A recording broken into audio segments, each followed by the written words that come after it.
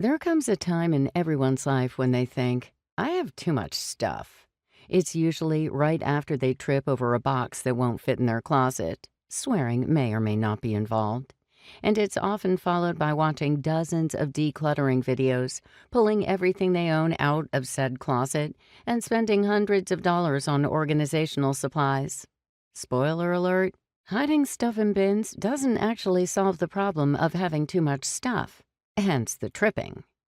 If you're currently nursing a bruised toe or two, or maybe even some existential dread, you've come to the right book. We're going to do this thing together using the decluttering method to end all decluttering methods, death cleaning.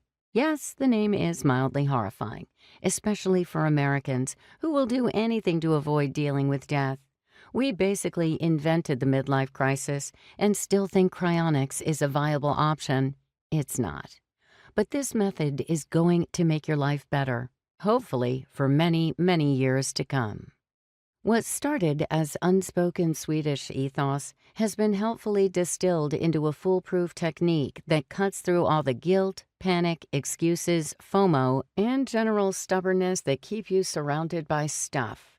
The gist is this: any decluttering you don't get around to before your time's up becomes someone else's problem. If the thought of your inevitable demise makes you squeamish, breathe through it. On the other side of that realization is freedom. The freedom to create a home and a life that truly reflect who you are. Death cleaning works for more than just end-of-life decluttering. Do you have a big move coming up? Are you ready to simplify your routines? Are you feeling overwhelmed? Do you fantasize about quitting your job and running away to a tiny cabin in the woods? Then this method is for you, too. Now for the secret sauce, the key to clearing space, whittling down your possessions like a pro, making quick decisions, and saving everyone's sanity, including your own. You ready? Here it is. The truth. Nobody wants your stuff. Not even you. Did you just glance around the room indignantly? I get it. You've got a lot of great stuff, but you're also holding on to a lot of other stuff just because you think you should. And when you're gone, your friends and family will hold on to it because they think they should. See the problem? It's time to break the cycle of stuff.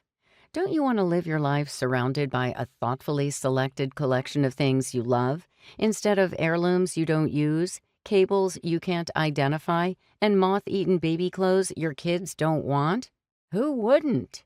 And don't you want to free your friends and family from the burden of dealing with your stuff after you're gone? Of course you do.